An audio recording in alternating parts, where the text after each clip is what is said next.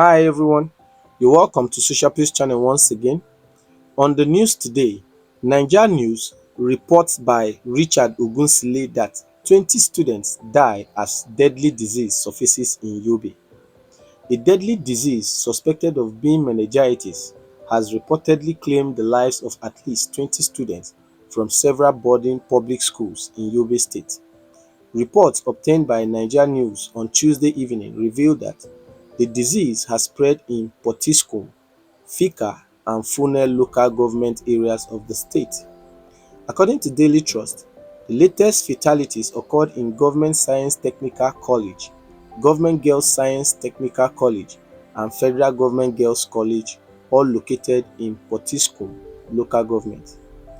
A source who confirmed the latest development to journalists revealed that the death toll stands at 20 students, with most of the affected individuals receiving treatment at the specialist hospital in Potiskum and showing signs of improvement.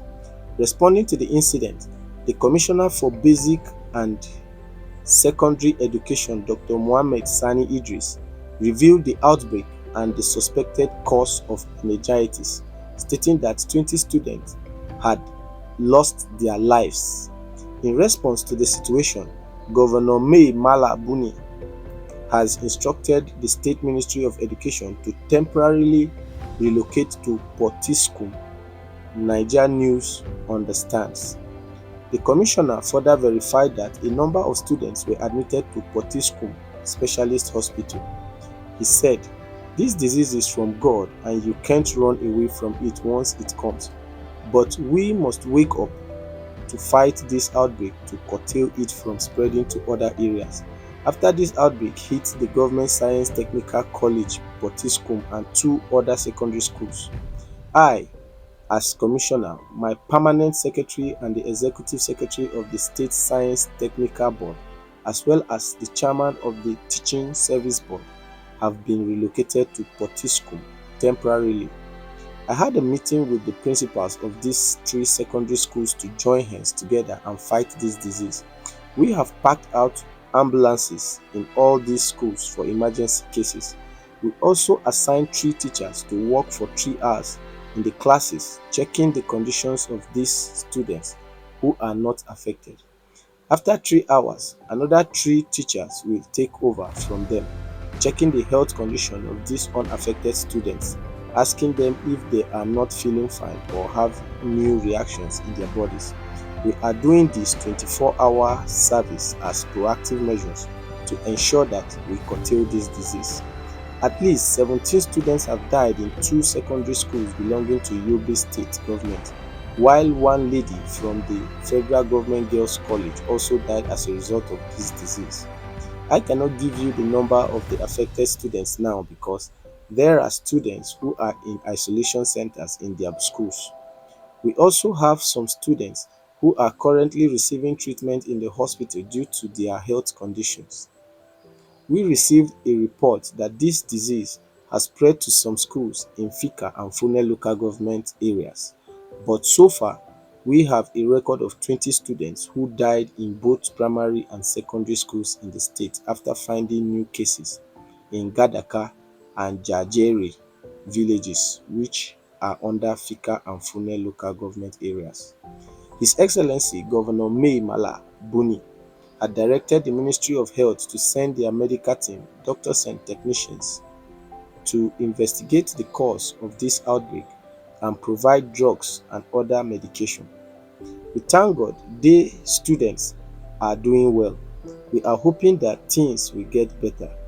Dr. Idris highlighted the significance of guaranteeing the welfare of every student and discovering efficient solutions for those impacted. He emphasized the need to establish temporary isolation facilities within schools to offer students immediate medical assistance. We have temporarily relocated to Potiskum until all the students are in good health. We established temporary isolation centers, ensuring their well-being is our responsibility. So we will not relent in providing all the necessary support, he added. So this is the current situation of things in Yobe State, Nigeria, and we fear and pray that this will not spread to other areas. I remember one certain time this death toll happened in Zamfara State. However, we are still seeing a reoccurring cases arising in this very time in Yobe State. What do you think concerning this? Do you think this is something that should have been curtailed? Because I have discovered that when there is excessive heat, that is not mentioned in this very news or in their research, because I have observed that this meningitis, it is always during the hottest period of the year in the country that people from the north suffer this disease the most. So what is your take? Do you think we are taking proactive measures to curtail this issue, or we have not really done enough?